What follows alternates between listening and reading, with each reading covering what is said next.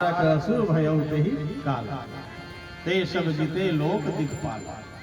लेकिन शिव पुराण में इसकी कथा को विस्तार है, क्योंकि नारद बाबा पूछे ये तारकासुर कौन और ये त्रैलोक्य विजय कैसे हुआ।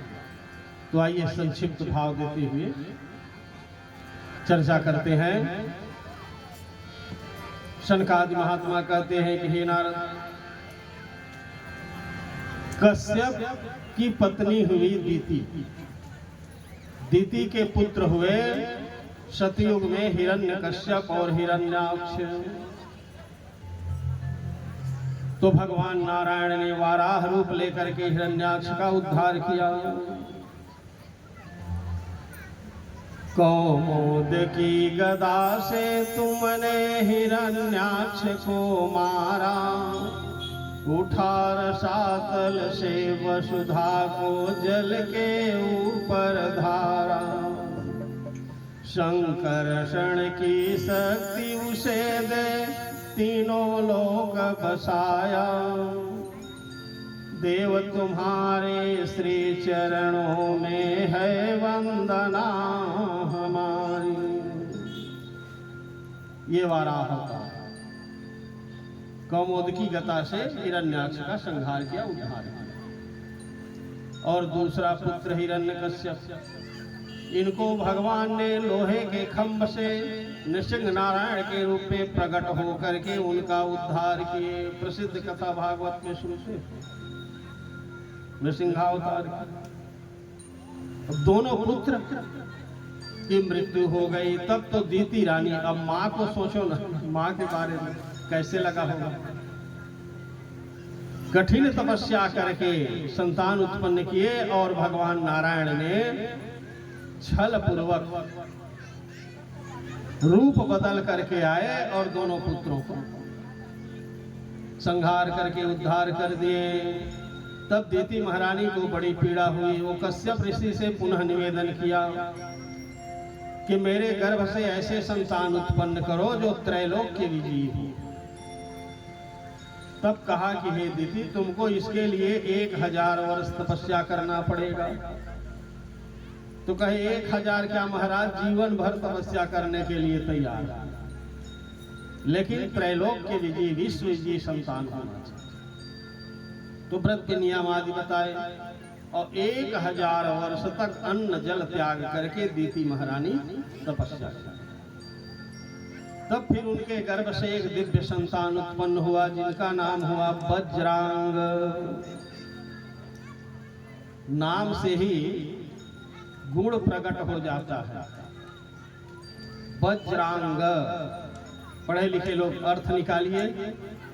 जिनका शरीर ही वज्र के समान कठोर हो, उसका नाम वज्रांग।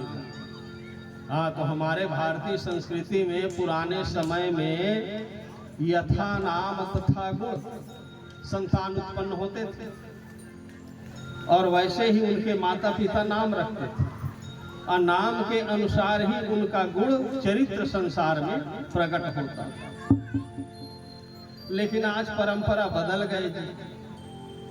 आज तो संतान के जो पा रहे हैं नाम रख रहे हैं, उल जुल टीवी मोबाइल आदि को सर्च करके सोशल मीडिया को, और जो पाए अपना नाम रख रहे। लेकिन नाम ऐसा होना चाहिए यथा नाम तथा गुण, तभी उस नाम की सार्थकता है।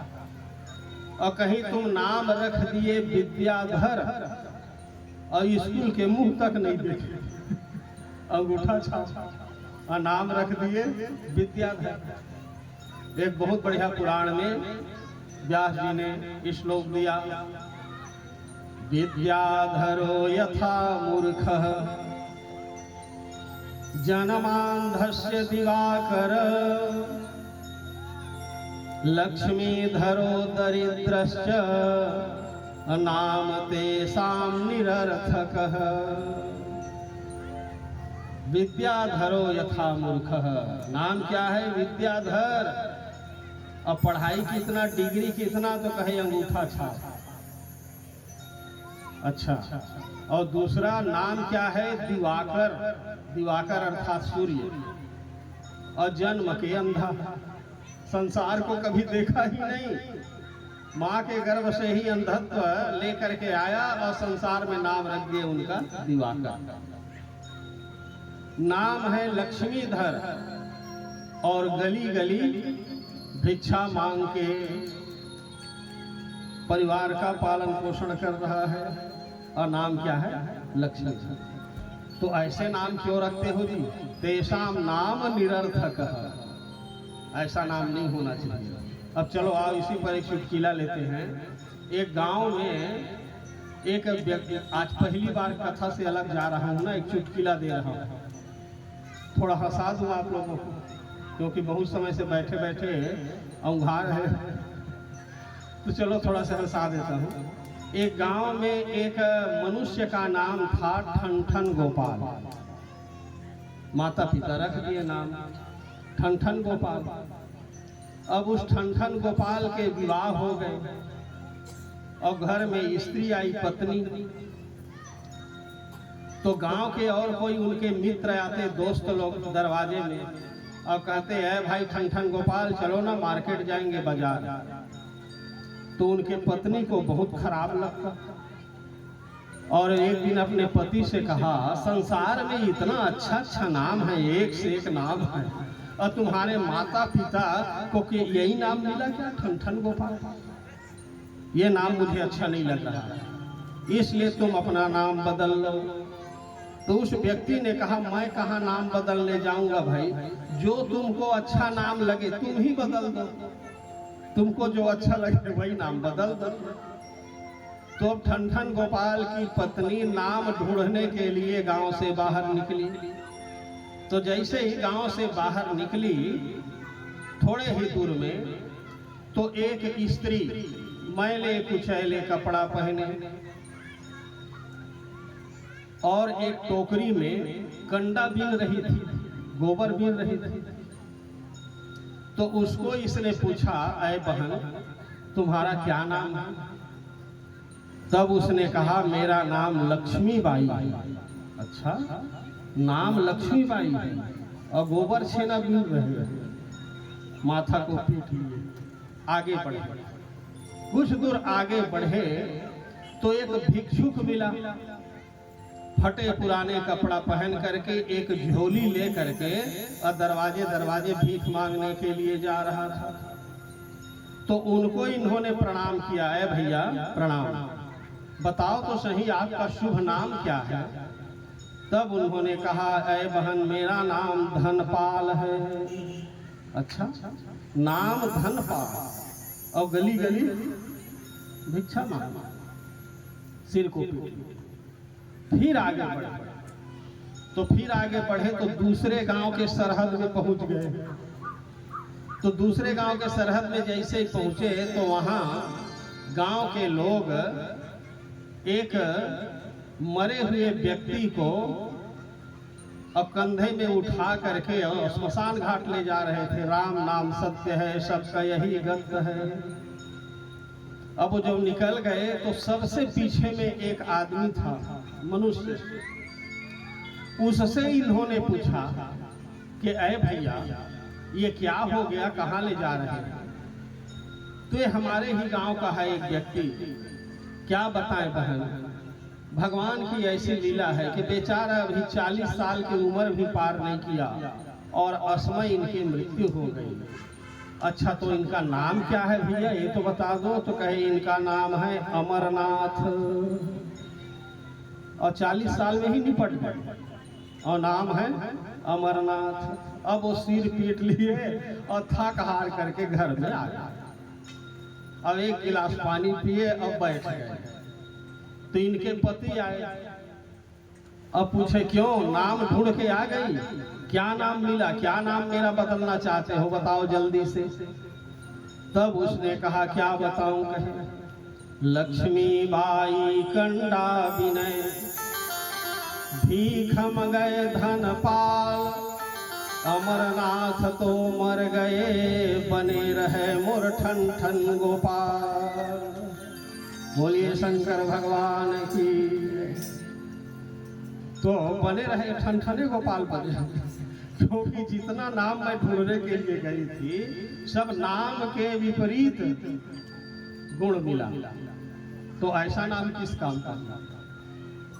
विद्याधरो यथा मूर्ख जनमांधस्य दिवाकर, लक्ष्मीधरो दरिद्रस्य नाम तेषां निरर्थक। तो इसलिए यथा नाम तथा गुण होना चाहिए। तो दीति का जो पुत्र हुआ यथा नाम तथा गुण वज्रांग, और जन्म लेते ही पूरा युवावस्था को प्राप्त हो गए। पहाड़ के जैसे उनका शरीर विशाल का है, पर्वत के जैसे। और तपस्या किए, ब्रह्मा जी से वरदान प्राप्त किए कि हे ब्रह्मदेव, संसार में मैं विश्व विजयी हूँ, कोई मुझे जीत ना पाएगा, जाओ वरदान दे दिए। तीनों लोगों पर उन्होंने विजय प्राप्त किया। लेकिन अंत में वैराग्य आ गया उनको कि संसार के जितने सुख समृद्धि है वो क्षण के लिए है, क्षणिक है। इसलिए भगवान का भजन पूजन करना चाहिए। ये सोच करके राजपाट को त्यागने लगे। तो इसी समय उनकी पत्नी, जिनका नाम था वरांगी, उन्होंने कहा ये क्या कर रहे हो आप? अभी आपके द्वारा मेरे गर्भ से संतान ही उत्पन्न नहीं हुआ और आप घर गृहस्थी छोड़ करके तपस्या करने के लिए? नहीं नहीं, पहले मेरे गर्भ से आप दिव्य संतान उत्पन्न कर दो और उसके बाद फिर आप वैराग्य धारण कर लेना, कोई आपत्ति नहीं है।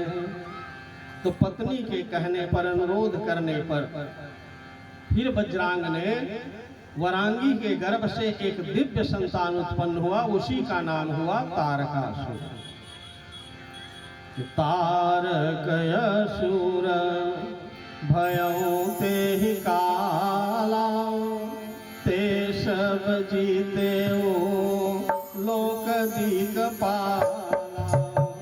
तारकयसुर भयउ तेहि काला, ते सब जीते सकल दिगपाला। समस्त देवताओं पर उन्होंने विजय प्राप्त किया, क्योंकि वरदान पाया था ब्रह्मा जी से।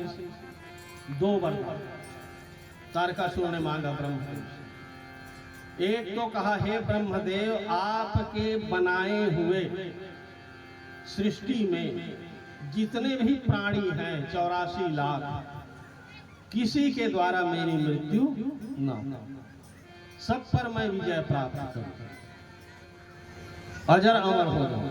ब्रह्मा जी ने कहा नहीं हो सकता, क्योंकि अजर अमर मैं स्वयं नहीं हूं, तो तुम्हें कैसे बना सकता?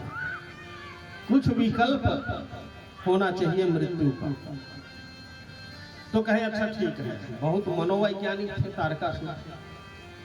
तारकासुर ने कहा अच्छा, अमरता का वरदान नहीं दे सकते तो एक विकल्प, भगवान शंकर के द्वारा उत्पन्न संतान से मेरी मृत्यु हो, बाकी किसी से मृत्यु न होने पाए, ये वरदान मांगा है।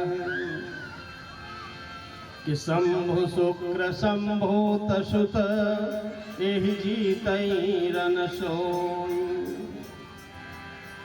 और उसके बाद तारकासुर का अत्याचार देवलोक में, तीनों लोक में बढ़ने लगा। तो सब देवता घबरा करके ब्रह्मा जी के ही पास आए, ब्रह्मदेव ये आपने तारकासुर को ऐसा क्या वरदान दे दिया?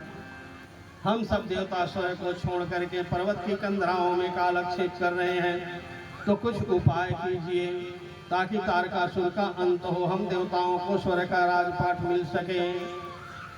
तो सब सन कहा बुझाई विधि, धनुज निधन तब होई। शंभु शुक्र संभूत सुत यही जीतैरन सोई। मैंने वरदान दे रखा है कि भगवान शंकर के द्वारा जो संतान उत्पन्न होगा वही इनको मार सकेगा। और भगवान शंकर के तो कोई स्त्री नहीं है, पहली स्त्री थी सती, वो जल करके भस्म हो गई, और वो तो विधुर जीवन व्यतीत कर रहे हैं, परम वैराग्यवान बन करके तपस्या कर रहे हैं। तो इसलिए तुम सब देवता ऐसा प्रयास करो कि भगवान शंकर का पुनर्विवाह हो, क्योंकि इधर पार्वती भगवान शंकर को पति रूप में पाने के लिए कठिन तपस्या कर रही है, और इधर तारकासुर का अत्याचार दिनों दिन बढ़ रहा है। तो कहे दोनों काम एक साथ सिद्ध हो जाएगा, पार्वती की तपस्या का फल भी मिल जाएगा और तारकासुर का अंत भी होगा। तो इसके लिए शिव जी का विवाह। तो शिव जी तो साधक बनकर के समाधि में बैठे हैं, तो उनको समाधि से जगाया कैसे जाए। तो फिर इंद्र ने कामदेव का स्मरण किया है, और कामदेव का स्मरण किया। कामदेव आए, कहे देवराज आज्ञा दीजिए। तो कहे जा करके भगवान शंकर जो समाधि में बैठे हुए उनके मन में क्षोभ उत्पन्न करो, ताकि वह समाधि को छोड़ करके, तपस्या को छोड़ करके जगे और विवाह के लिए तैयार हो। तो कामदेव ने कहा कि देखो रे भाई, तुम तो मुझे आग के पास भेज रहे हो। जैसे संसार में कोई मनुष्य यदि आग को स्पर्श करेगा तो जले बिना नहीं रहेगा, तो वैसे ही भगवान शंकर आग के समान हैं। उनके सामने तुम मुझे भेज रहे हो, लेकिन कोई बात नहीं, तुम देवताओं का कार्य मुझे सिद्ध करना है। तो तदपि करब मैं काज तुम्हारा, अश्रुति कह परम धर्म उपकारा। संसार में परोपकार से बड़ा कोई धर्म नहीं है, ऐसा वेद शास्त्रों का कथन है। इसलिए मैं तुम देवताओं के उपकार करने के लिए अवश्य जाऊंगा। कामदेव गए और जाकर के अपने पूरी शक्ति लगाकर भगवान शंकर के मन को क्षोभित करने का प्रयास किए हैं। तो तब शिवती शरणयन उघारा, तीसरे नेत्र को खोले हैं, और उसी समय कामदेव भगवान शंकर के क्रोधाग्नि में जल करके भस्म हो गए हैं। तीनों लोक में हाहाकार मच गया। प्रेम बोलिए शंकर भगवान की जय हो। महादेव शंकर है जग से